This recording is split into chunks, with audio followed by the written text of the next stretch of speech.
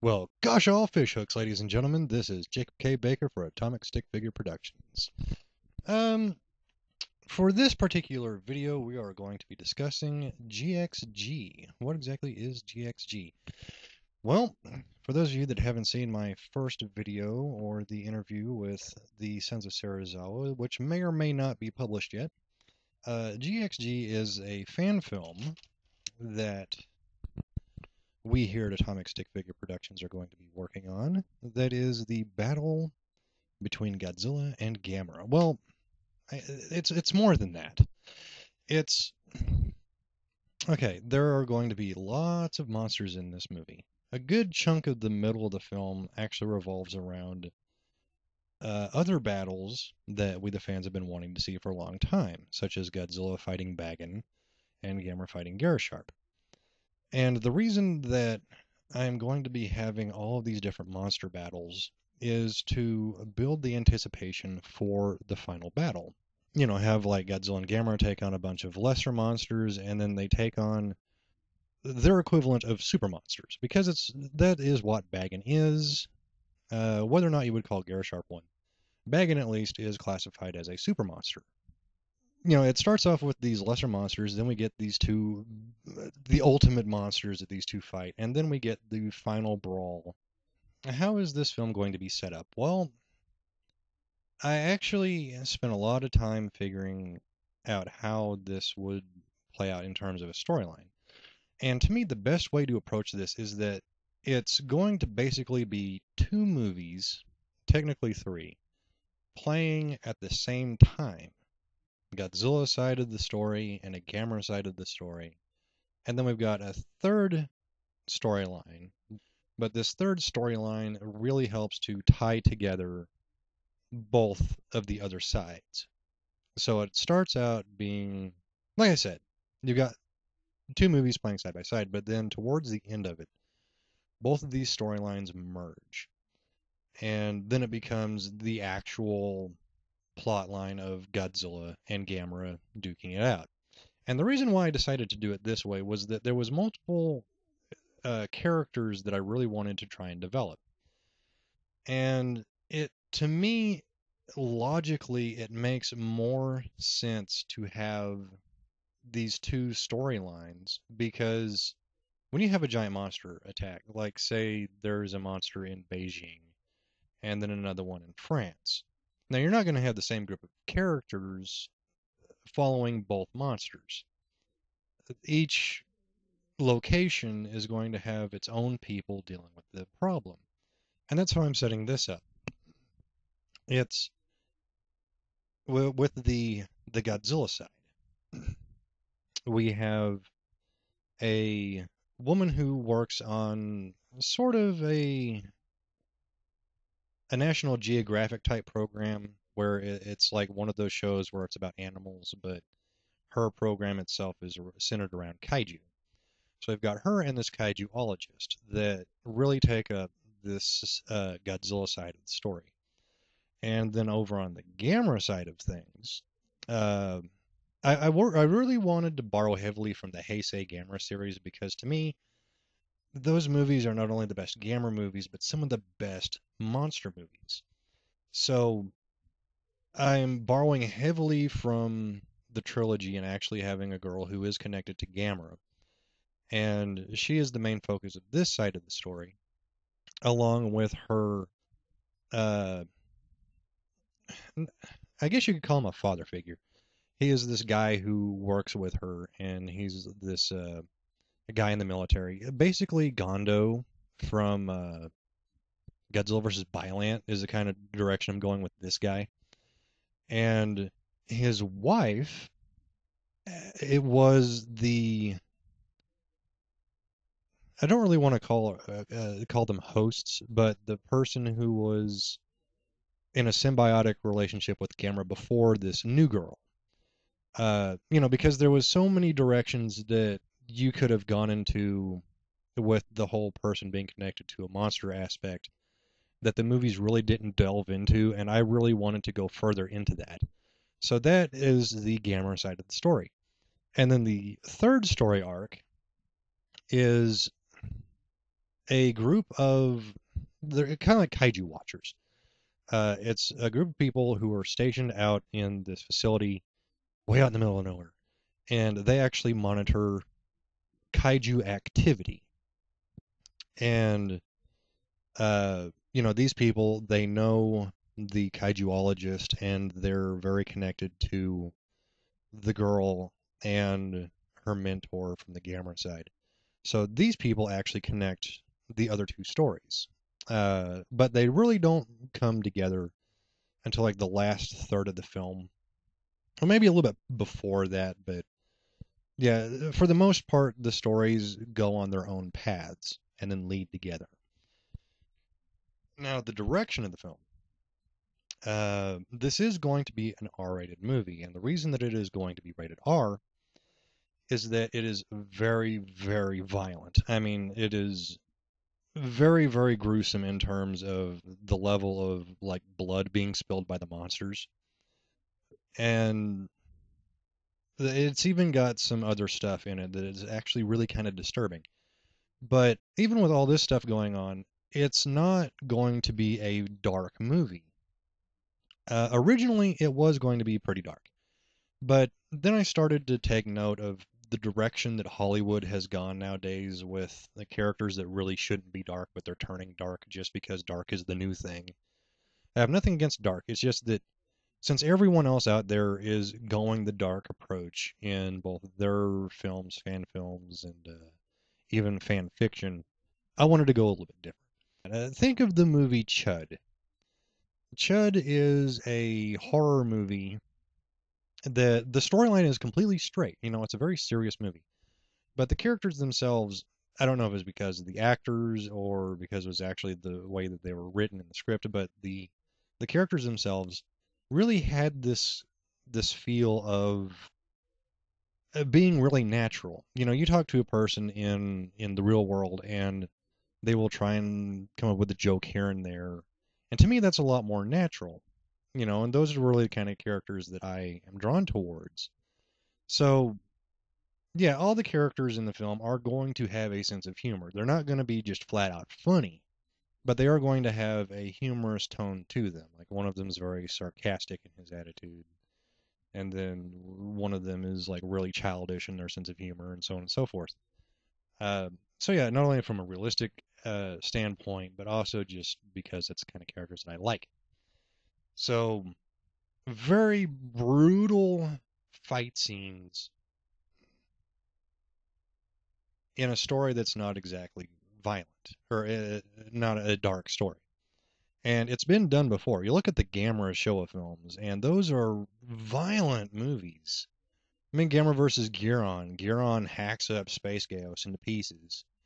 And then you look at Ultraman Ace. Ultraman Ace is the perfect example here. Ultraman Ace is a kid show, but I can't remember the episode number, but it was the second episode with Metron Jr. and Doroguri. At the end of the first episode, this other monster pops up, and then in like the first few minutes of the second episode of this story arc, Doroguri literally rips this thing limb from limb. He pulls its arms off, he rips its legs off, he grabs its bottom jaw, rips the bottom jaw off, and that peels off like the skin on the front of its body. That's pretty much the kind of level of violence we're having here. And, because Ultraman Ace was a kid show, it was still a kid show, it just was really, really violent. So, yeah, go into this film thinking of it like that. So if you're not offended by blood and gore, then this movie really shouldn't uh, be viewed as being too far off. But for those of you who are squeamish, it is going to be really, really gory.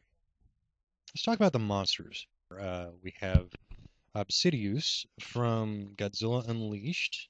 And I want to try and make the costume for Obsidius as close to the concept art as possible. And the reason I say the concept art is that you look at the concept art and then you look at the finished model for the game.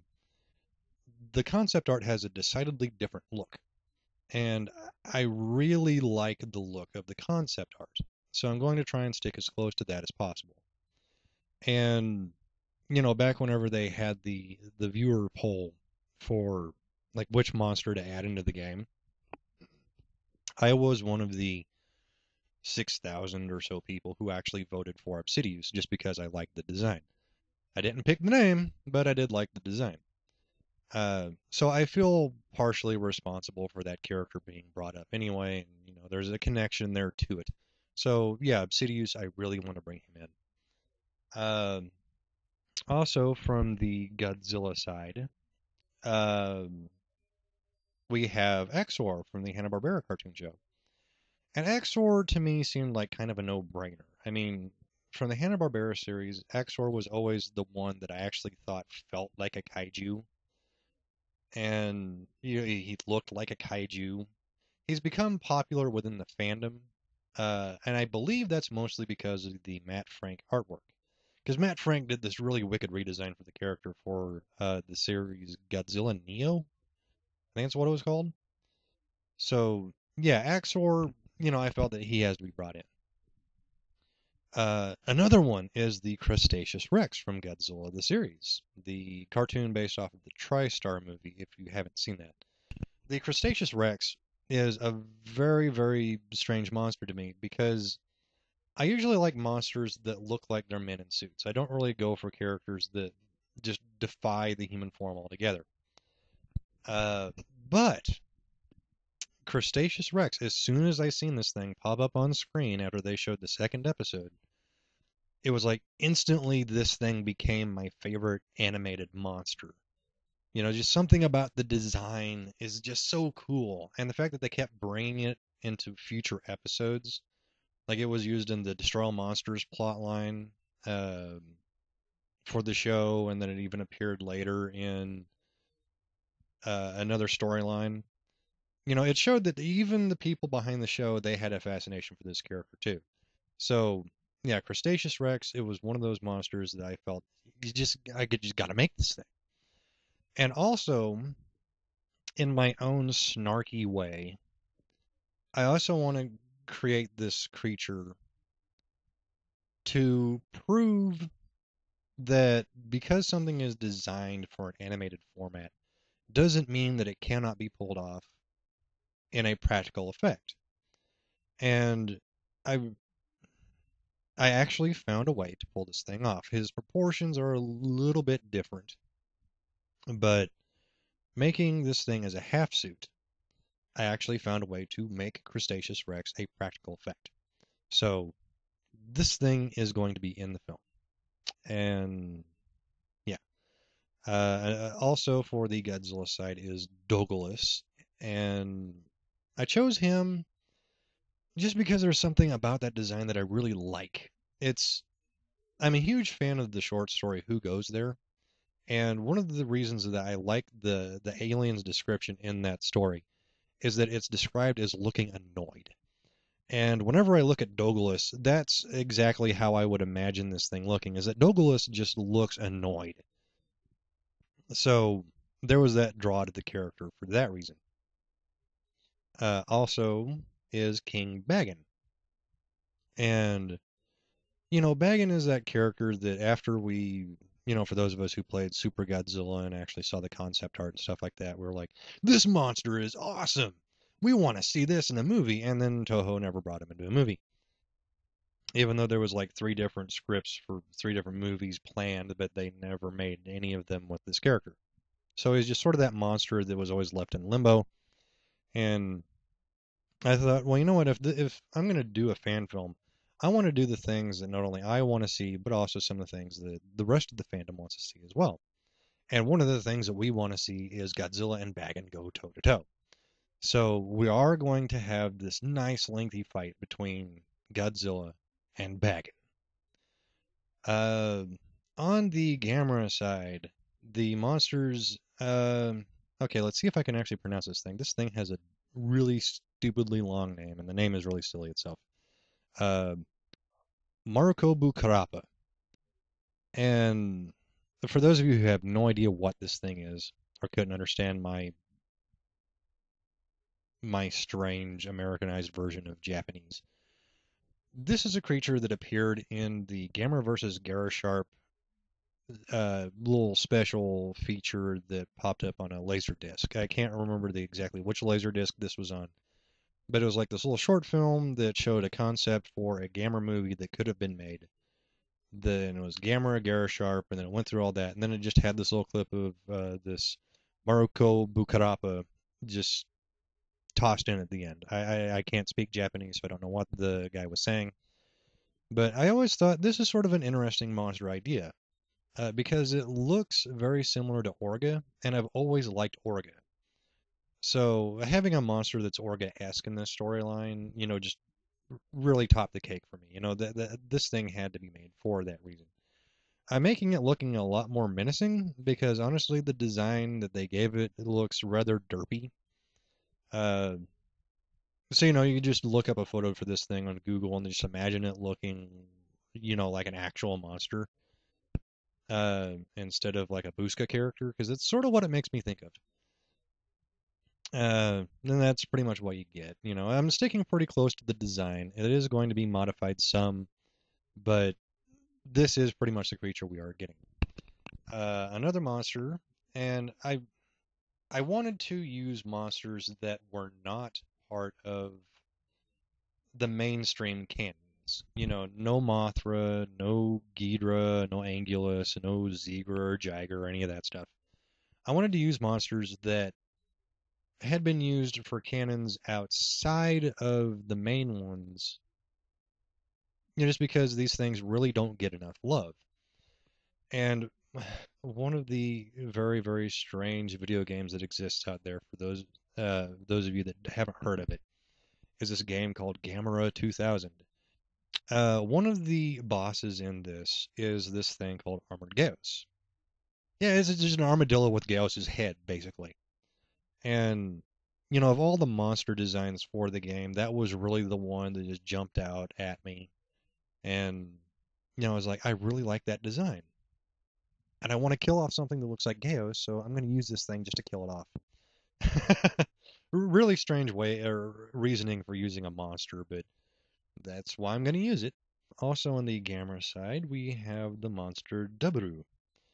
Now there was this, if I remember the story correctly, it was supposed to be the movie made right after Gamera versus Zegra, but the company had gone bankrupt, so the movie never got made. And essentially what it was a destroy all monsters kind of storyline with this creature known as Wyvern taking the part of King Ghidorah. Now, the monster also went by the name W, and uh, the Japanese pronunciation of W is Dubru. And the thing did have two heads, so I thought Duburu actually made a lot of sense just calling it that. So I'm going to be making my own incarnation of this character. It's not going to be exactly how they had imagined it for the film, uh, but it is, in my own way, going to have life. Um, let's see. There is another Gamera monster from the Gamera 2000 video game. I cannot, for the life of me, remember the name. I don't even think I could find the thing's name on the internet, but it is the final boss for that game. And it appears ever so briefly in the film during a flashback sequence. So I really can't get you too hyped about that thing because its scene in the movie is ridiculously short, and I'm only going to build it from like a certain part up, like about the shoulders to the top of the head, just so we can have its face in the shot. Uh, so yeah, that thing's gonna be in the film, and then of course we have Queen Garasharp, and I've always liked the Garasharp design, and just something about a giant cobra-looking thing with bull horns just screams really, really cool to me. And because it's a giant snake monster with these big bull horns, and Bagan is this big lizard monster with bull horns, I thought it'd be kind of interesting to tie these things together as they're actually part of they're like mates. King Bagan is Queen Garasharp's mate. That to me just seemed like a rather interesting approach to take with these characters. Which leads us to the two big stars themselves, Godzilla and Gamera. And the approach to these two characters is going to be rather odd. Um, let's start with Godzilla, because he's the easiest one to explain. My approach to Godzilla, and this is explained fairly early on in the film, so I'm not worried about spoilers or anything. I'm going with the original idea for Godzilla, which was he was just a big monster that got hit by the bomb and it burned his skin, which is why he's got that trademark tree bark hide. I wanted to actually have a depiction of what Godzilla would look like if he wasn't scarred. Because we don't really get that in any incarnation. It's like the designers just naturally integrated the tree bark look into the design because they felt that's what Godzilla was supposed to look like whenever he was given that look to show that he had been damaged. And I've always liked that idea. So now we get to see what Godzilla actually looks like or was supposed to look like in my own way. Now, Godzilla's part in this film, he is pretty much the most evil monster that has ever existed. And the reason why Godzilla is playing the part of top villain is that it makes the most sense. Gamera, even in his darker incarnations, Gamera 3, The Revenge of Eurus, and I guess you could count his first movie, Gamera the Invincible. Uh, because in that movie he just played the part of Godzilla, destroyed cities, but he saved the kid's life. Even in those two incarnations, he helped people. So Gamera was never really truly an evil monster, but Godzilla has played the part of villain. He's played it a lot. And one of my favorite incarnations of Godzilla is the version from GMK. And the reason why I like this particular version is that he is sadistic. And, they actually gave Godzilla personality in that film. And he wasn't just a big dumb animal that was lumbering around looking for food like in the original film. He is actually a psychotic bastard in GMK. And I wanted this Godzilla to have that approach. So, yes, this Godzilla is definitely going to be the prime villain of the film. One of the reasons why Godzilla's design has been altered for this is that I wanted a Godzilla that could move really, really fast. Because this is a younger Godzilla, he's like an early 20-year-old. Give him about 24 would be about the age of this Godzilla in terms of like his physical growth. Uh, he's young, he's physically fit, he's really fast, he's super strong, and he's got a healing factor similar to Wolverine. Now, Gamera, I want this Gamera to be the one you look at, and he just looks like an old war horse. He looks like a World War II soldier. He's been through hell. You can see it on him. You would think that he's frail in the way that he moves. But then whenever he fights, it's just as savage and brutal as any other monster in this film. Because this Gamera is old. He is an old soldier. So his body no longer heals the way it used to. His body does heal, and it heals fast, but instead of him healing perfectly like he used to, now he heals where he's got these big, thick scars. And I mean, he just looks rough and beat up, and one of his fingers is broken and like tilts to the side, or it just healed that way. His shell is missing chunks of it. He's got scratches all over himself. And the reason why I'm going with these two different approaches to these characters, where Godzilla's younger but faster and stronger, but Gamera has more experience. He's been around for a long time, and he has lots and lots of experience. Just looking at him, you can tell that. So, yeah, that's why I created these two parallels. I wanted to try something different with these monsters. Another aspect of their characterizations is how brutal they are in the way that they fight. Godzilla, because in this incarnation, is a pack animal and no longer has his pack. It's like taking a gorilla out of the jungle and then putting it in a solitary area, or putting it in solitude, it becomes grumpy, it becomes violent, it becomes vicious. And that's how I'm approaching this Godzilla, is that because he's the only one of his kind, it basically made him bonkers. He's just completely savage and brutal. And he actually enjoys seeing other monsters suffer. Which is why during the Baggin battle, I actually have this planned out so that you actually feel sorry for Baggin. And Baggin's supposed to be like the dominant evil super monster. So yeah, imagine that. If Godzilla can make you feel sorry for this monster, he's brutal. Now with Gamera, like I said, he's very old. When he's fighting, he wants to end the battle as quickly as possible. So his fighting tactics are very brutal, but they're very quick kills, regardless of how brutal they are. Uh, so yeah, we've got those two dynamics to the two characters. And another thing that I'm doing with Gamera that is very different than how he was depicted in the Heisei series and going more towards the Showa roots is this Gamera is going to have a lot of sequences where he's on all fours. I know that it really doesn't matter to a lot of you whether or not he's on all fours or bipedal, but I really wanted to have a lot of parallels between these two characters, and I thought that that would actually benefit with Gamera's characters actually have this monster who's quadrupedal, uh, especially since there's not really a whole lot of monsters in this film that are quadrupeds. It is going to take me a while to get this film made because this is not something I'm going to be able to do like anytime soon. I got to build the suits and all the other props, and then do like location scouting, and then seeing if I can, have sets built and stuff like that.